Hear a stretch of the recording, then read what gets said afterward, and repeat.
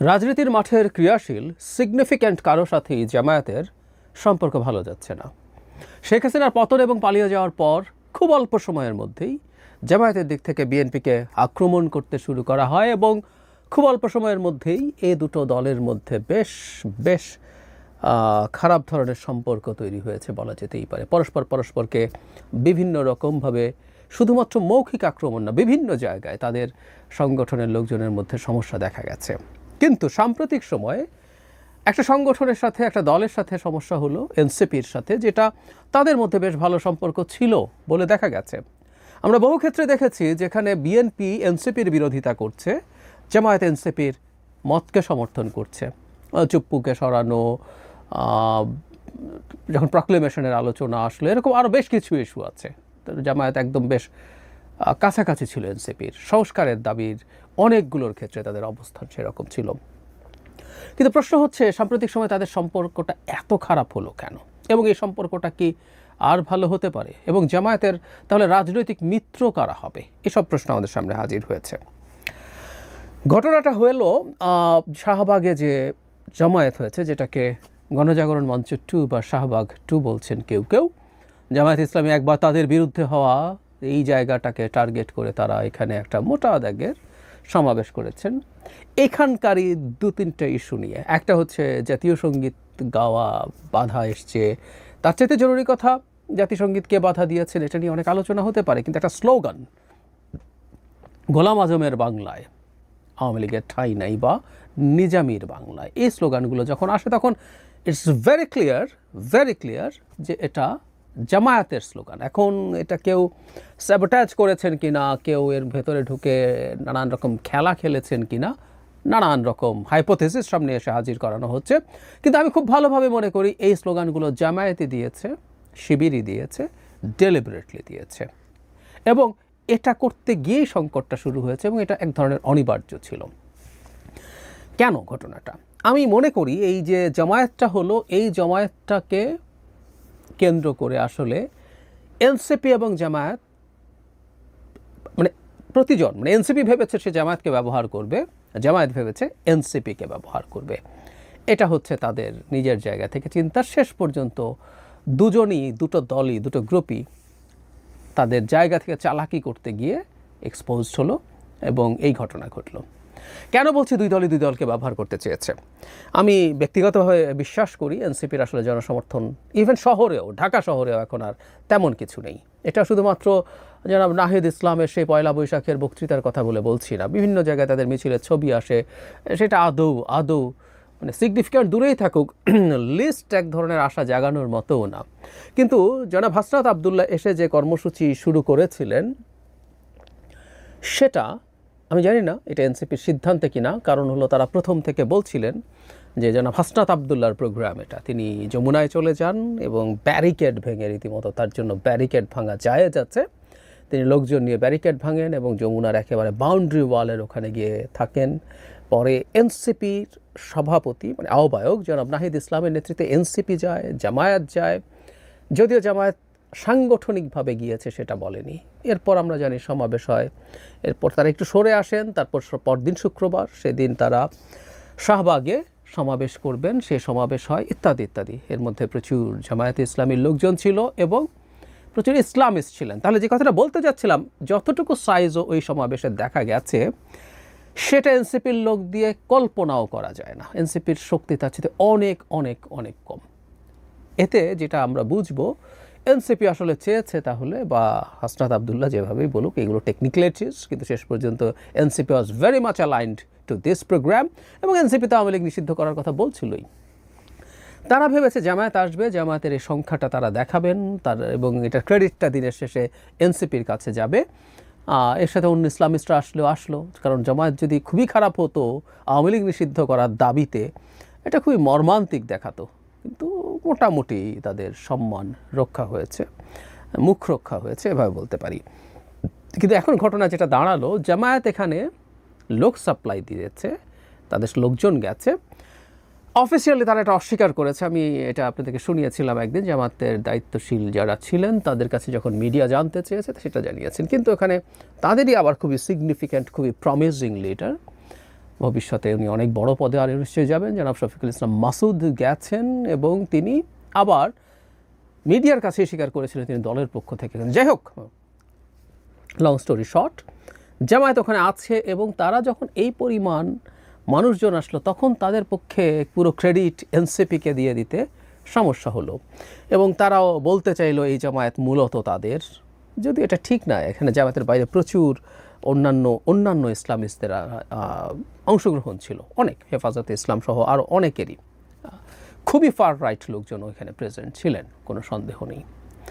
ফলে যেটা দাঁড়ালো, তারা আসলে তাদের অবস্থান জানান দিতে চেয়েছেন এবং এত বড় একটা জায়গা হলো, এবং আমি বলছি এই কথাটা, তাদের তো একটা ট্রমা আছে। আগের গণজাগরণ মঞ্চ তাদের নেতাদের জন্য কি করেছিল এবং সেই গণজাগরণ মঞ্চের মাধ্যমে অবশ্যই তাদের নেতাদের বিরুদ্ধে বেশ অবিচার হয়েছে, অন্যায় হয়েছে। যদিও এই কথাটাও জরুরি, একটা ভুল বিচার হয়েছে, দ্যাট ডাজন্ট নেসেসারিলি মিন যাদের বিচার করা হয়েছে তারা সবাই অপরাধ করেননি, নিরপরাধ ছিলেন না, আমি এটাও মনে করি না। প্রসিডিউরাল অনেক রকম ভুল ছিল, সেই ভুলগুলো যদি ঠিকঠাক মতো করা হতো ভিন্ন আলোচনা আমরা করতাম। যাই হোক, সো তাদের সেই ট্রমাটা যখন থাকে তখন তারা এইখানে যখন আবার সেই জায়গা, সেই ঐতিহাসিক জায়গায় এসে তাদের ইচ্ছে হতেই পারে যে স্লোগানটা দেই এবং তাদের অবস্থান জানান দেয়া, কারণ এই সমাবেশের ক্রেডিট এনসিপিকে তারা দিয়ে দিতে চাইবেন পুরোপুরি, সেটা নাও হতে পারে।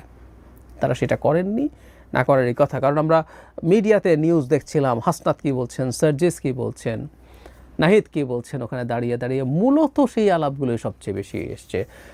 আমার এর বাইরে এগুলোর খুব বেশি কাভারেজ আছে। ফলে এটা একদম এনসিপির একটা সমাবেশ হয়ে দাঁড়াচ্ছিল, তাই তারা কাজটা করলেন। এখন ডিজাস্টার বেঁধে গেল যে এই সমাবেশে যখন গোলাম আজমের বাংলায় আলাপ আসলো, মানে গোলাম আজমের বাংলা, মানে গোলাম আজম পূর্ব পাকিস্তানি চেয়েছিলেন বা জামায়াতও চেয়েছিল, তাদের আবার বাংলা ছিল, এটাও খুব হাস্যকর। যাই হোক, যখন এই আলাপটা আসলো এটার মারাত্মক রিয়াকশন চারদিকে শুরু হয়েছে। মানে এটা এনসিপিকে বুঝতে হবে। এর আগেও তারা একবার এই কাজটা করেছিলেন, উইচ আই অ্যাপ্রিসিয়েটেড, আপনাদের মনে থাকতে পারে, আমি একটা ভিডিও করেছিলাম এটা নিয়ে। তখন নাগরিক কমিটি ছিল এবং নাহিদ ইসলাম তখনও উপদেষ্টা ছিলেন, আমি ভুল না করে থাকলে। তখনও জামায়াতের বিরুদ্ধে জনাব নাসির উদ্দিন পাটোয়ারিকে কথা বলতে শুনেছি, নাহিদ ইসলামকে কথা বলতে শুনেছি। তারা জামায়াত থেকে তাদেরকে এক ধরনের ডিটাচ করার চেষ্টা করছিলেন। এখন যেটা ঘটলো তার ফলে যেটা হবে, তাদের রাজনীতি ক্ষতিগ্রস্ত হবে। কারণ বাংলাদেশের মানুষ ৭১কে, এমনকি মানে খুবই ইয়াং লোকজনও ৭১কে ছেড়ে আসলে বাংলাদেশে কেউ রাজনীতি করবে, এবং সেটাতে যারা আদার সাইডে ছিল, যারা আমাদের হানাদার ছিল, তাদের পক্ষে যারা ছিল, তাদেরকে খুব সহজে নেবে না এখনও, এটা মোটামুটি নিশ্চিত। সেই রিয়াকশান দেখেই আসলে এনসিপি ভীত হয়ে ওঠে এবং খুব দ্রুত তারা জামায়াতকে তাদের গা থেকে ছেটিয়ে বিদায় করার চেষ্টা করে। প্রচুর ঘটনা ঘটলো, ব্যক্তিগতভাবে অনেকেই মানে একযোগে প্রায় নেতাকর্মীরা এখানে স্ট্যাটাস দিলেন। তারপরে যেটা করলেন, তারা রীতিমতো ফর্মাল স্টেটমেন্ট দিয়েছেন। সেটা হলো একদম খোলাখুলি যে আমরা দ্ব্যর্থহীনভাবে বলছি, এনসিপির কোনো সদস্য আন্দোলনে দলীয় স্লোগান বা জনপদের স্লোগান ইতিহাস বিরোধী দেয় নাই, এনসিপিকে সঙ্গে জড়ানো অহেতুক বলছে।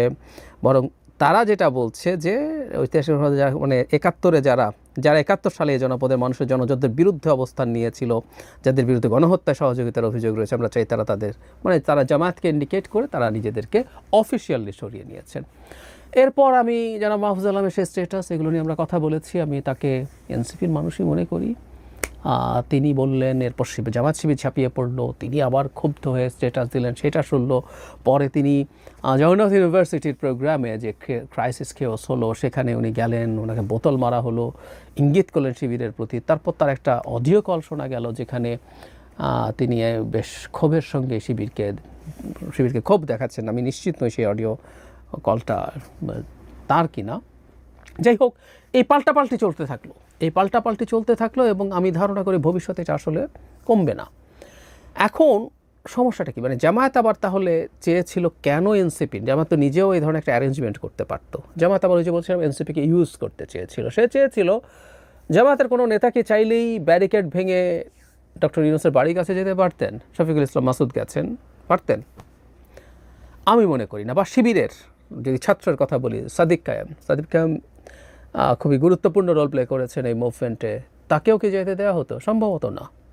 তাহলে তারা মনে করলেন এনসিপিকে দিয়ে এটা যাওয়া এবং বসাটুকু করি, যাতে তারা তাদের এই আক্রমণের শিকার না হন শুরুতেই, তারা কাজটা অর্গানাইজ করে করতে পারেন, এবং জামায়াত আবার নিজ নামেও যাতে করতে না হয়, না জামায়াতের উপর খুব বেশি আলো যাতে এসে না পড়ে, এটাও তাদের লক্ষ্য ছিল। কারণ আমি বলেছি রিসেন্ট সময় জামায়াত পশ্চিমাদের সাথে যথেষ্ট আলোচনা এবং তাদের সাথে ডিল করার চেষ্টা করছেন, এগুলো ঘটছে। এখন সামনে যেটা হবে আমি মনে করি এনসিপি করতে বাধ্য হলো, কিন্তু এনসিপির সামনে বড় সংকট যেটা তৈরি হচ্ছে সেটা হচ্ছে যে প্রোগ্রাম করবে বাংলাদেশের রাজনৈতিক প্রোগ্রামে কত মানুষ হলো সেটা মানুষ দেখে, একটা নতুন দল বিশেষ করে, এবং ধারণা করা হয় প্রচুর ফাইন্যান্স তাদের আছে, বিভিন্ন বড় বড় শিল্পগোষ্ঠী তাদেরকে টাকা দেন। সেই দলটা যদি লোক না আনতে পারে তার কিন্তু রাজনীতি করা কঠিন হয়ে যাবে। জামায়াতের অ্যাবসেন্সে এটা তাদের জন্য বিরাট বিরাট ঝুঁকির প্রশ্ন।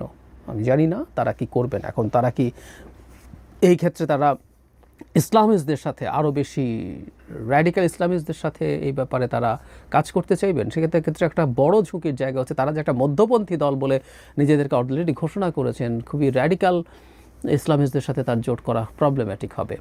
আবার ওদিকে জামাতের ক্ষেত্রে জামাত আমি খুবই দেখছি যে বন্ধুহীন হয়ে পড়ছে। তারা এনসিপির সাথে তাদের এক ধরনের অ্যালায়েন্সের ক্ষেত্রে একটা বড় রোল প্লে করেছেন সম্ভবত এক্স শিবিরের একটা অংশ বেরিয়ে গেছেন, তারা একটা নতুন প্ল্যাটফর্ম তৈরি করেছে, এটা রাজনৈতিক দলে পরিণত হবে সম্ভবত খুব অল্প সময়ের মধ্যে। জোনায়েদ এবং রাফে এরা মূল দুজন, ঢাকা ইউনিভার্সিটির শিবিরের প্রেসিডেন্ট ছিলেন। তারা এখানে এই মুভমেন্টেও খুবই জুলাই এবং আগস্টের যে গণ অভ্যুত্থান সেখানেও তারা খুবই ভালো রোল প্লে করেছিলেন। তারা কাছে কিন্তু আমি ধারণা করি এনসিপির মধ্যে এখনও প্রচুর আইদার এক্স শিবির অথবা ঠিক স্বীকৃত শিবির নন, কিন্তু ওই ভাবধারার মানুষজন আছেন। তো ওই ভাবধারার মানুষ যারা আছেন তারা এখনও রয়ে গেলেন, এবং তাদের দিক থেকে সেই চেষ্টা হয়তো ছিল, কিন্তু সাম্প্রতিক এই যে ঘটনা ঘটলো সেটা দিয়ে সেই বিচ্ছেদটা জরুরি হয়ে পড়েছে। এখন শিবিরের ক্ষেত্রে যেটা প্রবলেমের কথা বলছি সেটা হলো তাদের এখন আরও তারা যদি এনসিপিকে তাদের সামনে রাখতে পারতেন, তাদের সাথে এক ধরনের শিথিল ধরনেরও জোটও রাখতে পারতেন, সেটা তাদের জন্য ভালো হতো। কারণ একটা সেন্ট্রিস্ট ফোর্সের সাথে তার অ্যালায়েন্স, আদারওয়াইজ তার অপশন আছে খুবই রাইটদের সাথে যাওয়া। হেফাজতে ইসলামের সাথে আলাপ করছেন, যদিও তাদের মধ্যে দীর্ঘকালীন বৈরী সম্পর্ক আছে, ইসলামী আন্দোলন বাংলাদেশ বৈরী সম্পর্ক আছে, তারপরও গেলে তাদেরকে আরও বেশি রাইটে যেতে হবে। সেটা আবার জামাতের যে ইউরোপ এবং আমেরিকার ক্ষেত্রে কিছু ক্ষেত্রে কিছু গ্রহণযোগ্যতা তৈরি আছে যে এরা ডেমোক্রেটিক পলিটিক্স পছন্দ করে এবং ওরা অত র্যাডিক্যাল না, সেটা আবার হ্যাম্পার্ড হয়। সো সব কিছু মিলে এই হচ্ছে পরিস্থিতি, এবং এটা আমাদের মাথায় রাখতে হবে বাংলাদেশের রাজনৈতিক পরিস্থিতি এখন বা সারা পৃথিবীরই এটা খুব বেশি স্টেবল কিছু না, এটা যে এই জায়গায় থাকবে নট নেসেসারিলি।